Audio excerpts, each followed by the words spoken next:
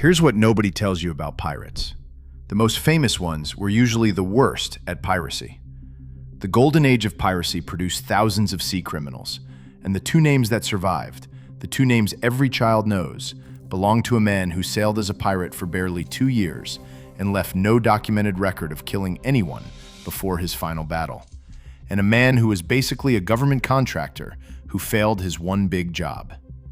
Blackbeard, Edward Teach, the devil of the Atlantic, the demon with smoke pouring from his beard. Captain Kidd, William Kidd, the buried treasure pirate, the original outlaw legend.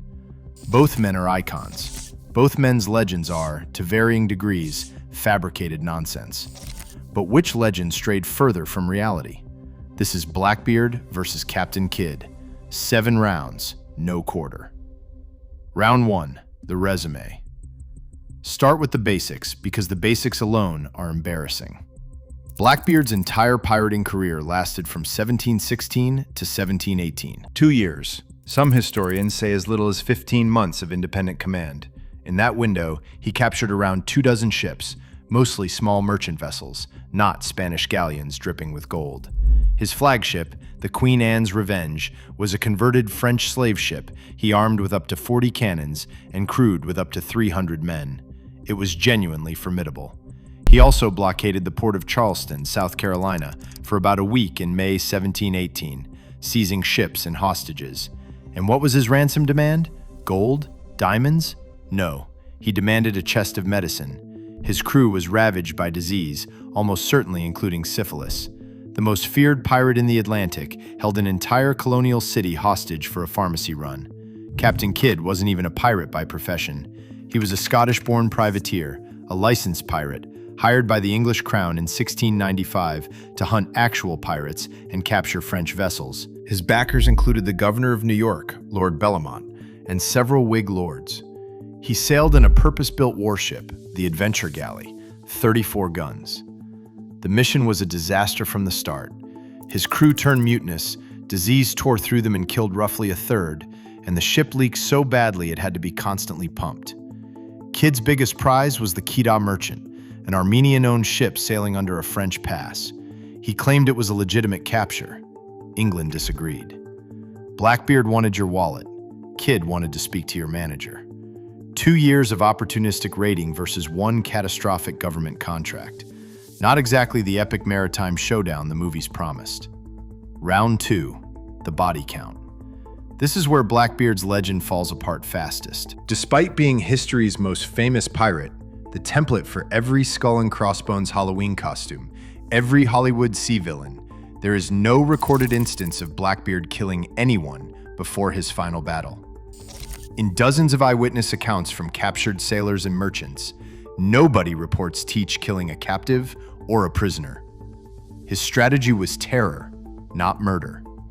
He cultivated a monstrous appearance, wove slow-burning fuses into his enormous black beard so that smoke wreathed his face during battle, carried multiple pistols and cutlasses strapped across his chest, and generally looked like something that crawled out of the Old Testament. Victims surrendered immediately. That was the point. He conquered the seas by being a special effect. Captain Kidd did kill someone, and it ruined him.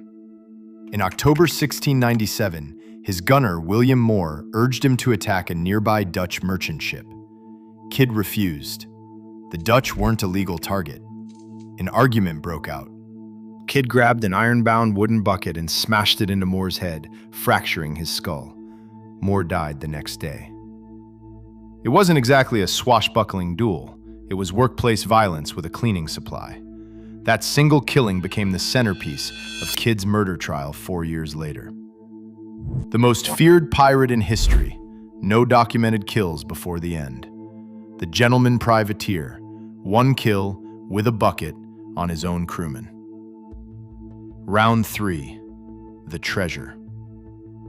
If there's one thing the public knows about pirates, it's buried treasure. And if there's one pirate responsible for that myth, it's Captain Kidd. Kidd actually did bury treasure on Gardiner's Island off the eastern tip of Long Island in June 1699, just before he sailed to Boston hoping to negotiate clemency with Lord Bellomont. The stash included gold, silver, coins, precious stones, and bolts of silk. It was recovered almost immediately after his arrest and used as evidence against him. Total value? Roughly 20,000 pounds. Well over $1 million in modern currency. Significant, but not the dragon's hoard of legend. And yet that single documented burial launched centuries of treasure hunting mythology. Oak Island, the Jersey Shore, Connecticut coves. People have been digging for Kidd's lost treasure for over 300 years, despite the fact that the only treasure he ever buried was found within weeks. Blackbeard's treasure? There's no credible evidence he had any worth speaking of. When he was killed at Ocracoke in November 1718, the authorities found modest plunder on his sloop, some cocoa, sugar, cotton, and a small amount of coin. No gold mountains, no jewel-encrusted chests. The man spent his earnings as fast as he took them, and what he took was mostly cargo, not currency.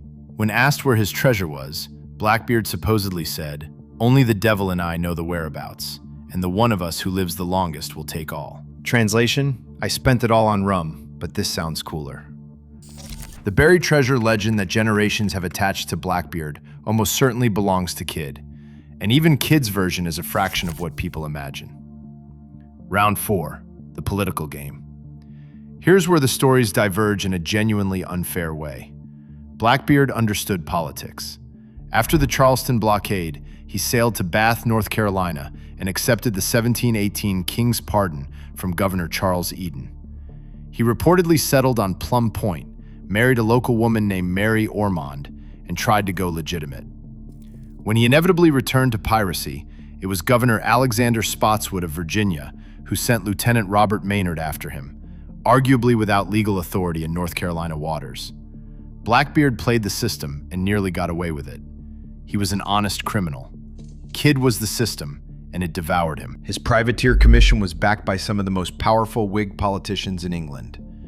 When the mission went sideways and became a political liability, those same backers threw him overboard to save their own skins. The Tories attacked the Whigs for supporting pirates.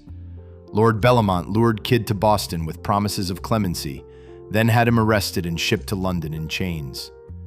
When Kidd sailed back, he thought he was a hero coming home with a fortune. He thought his friends would protect him. He had a license. He had the French passes from the Quetta merchant to prove his prizes were legal. Nobody cared. At trial, Kidd's entire defense rested on those French passes. Documents proving the ship was sailing under French protection and therefore a legitimate target. Those passes were conveniently mislaid before trial and only rediscovered by historian Ralph D. Payne in the Public Record Office in 1910, 2 centuries too late. Kidd was convicted of murder and 5 counts of piracy, almost certainly on the basis of suppressed evidence. He wasn't a pirate who got caught. He was a contractor who got scapegoated. Round 5, the brand. Both men built legends, but they built them very differently. Blackbeard was, by any modern standard, a branding genius. The slow match fuses smoking in his beard, the bandolier of pistols across his chest, the massive black flag. He created a character, a walking nightmare designed to make ships surrender without a fight. That character was so effective that it transcended his own short career and became the pirate archetype itself. Every pirate in every film, game, and novel since owes something to the image Teach deliberately constructed. He didn't just commit piracy, he performed it. According to Captain Charles Johnson's account, he once shot his second-in-command, Israel Hands, in the knee under a table one night. Johnson says Teach fired at another crew member, missed, and hit Hands instead. When asked why he did it, he reportedly said, "If I did not now and then kill one of them, they would forget who I am." Even his casual violence was marketing. Captain Kidd built his legend by accident, and mostly after he was dead. The trial was a sensation. The idea of a government-backed pirate hunter turning pirate himself was irresistible tabloid material. Ballads were written about him within weeks of his execution. The buried treasure on Gardiner's Island became a foundation myth for every treasure hunt story that followed, from Robert Louis Stevenson's Treasure Island to every History Channel special about cursed pirate gold. Kidd didn't brand himself. The public branded him and got almost everything wrong. Blackbeard designed a monster and sold it to the world. Kidd was a middle-aged Scotsman in a wig who went to church, and the world turned him into a monster anyway. Round 6, the exit. Both men died violently, but even their deaths tell opposite stories about truth and theater. Blackbeard died in the most cinematic battle in pirate history. On November 22, 1718, Lieutenant Maynard's men ambushed him at Ocracoke Inlet off the coast of North Carolina. Teach received 5 gunshot wounds and 20 cutlass slashes. He was fighting with a sword in one hand and a pistol in the other, surrounded by enemies on the blood-soaked deck. He finally collapsed while trying to cock his pistol for one last shot. One of Maynard's men, reportedly a Scottish Highlander, struck the killing blow to his neck. His head was severed and hung from Maynard's bowsprit. His headless body, according to legend, was thrown overboard and swam 3 laps around the ship before sinking. That last detail is obviously nonsense, but it tells you everything about how the Blackbeard myth operates. Even the story of his death had to be supernatural. Captain Kidd died at Execution Dock, Wapping, on May 23, 1701. He was drunk. Or broken. His last words were a speech blaming everyone but himself, insisting he had been sworn against by perjured and wicked people. The executioner pushed him off the ladder. The rope snapped. Kidd fell into the mud, dazed but alive, the noose still around his neck. The crowd gasped. A broken rope was often seen as a sign of divine mercy, but this wasn't a movie. The hangman grabbed a new rope, dragged Kidd back up the ladder, and hanged him again. This time, it held. And then they didn't stop. They took his body, coated it in tar, and locked it inside a gibbet, an iron cage, and suspended it over the River Thames at Tilbury Point. They left him there for 3 years. 3 years. Birds ate him. The tides washed over him. Every ship sailing into London, merchant, pirate, or navy, had to pass the rotting corpse of Captain Kidd. He wasn't just executed, he was turned into a scarecrow. The privateer who thought he was one of the good guys became the rotting face of piracy for an entire generation. He had a license, and it didn't save him from the cage.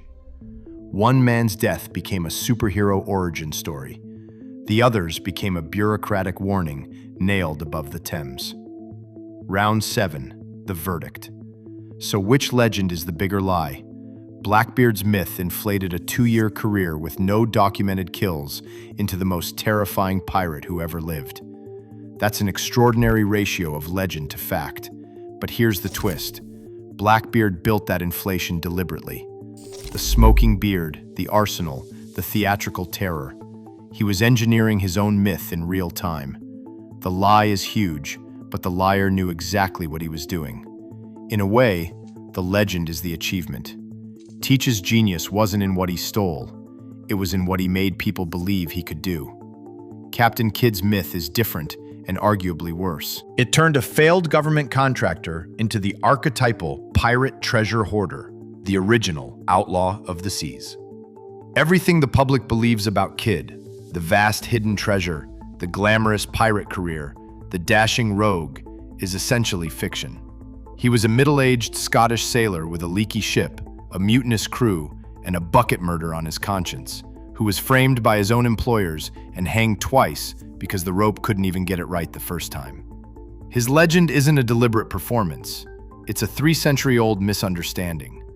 Blackbeard's lie was a magic trick, and knowing how the trick works only makes it more impressive. Captain Kidd's lie was a miscarriage of justice wrapped in a fairy tale, and the world still hasn't corrected it. The bigger lie belongs to Kidd. Blackbeard exaggerated a real thing.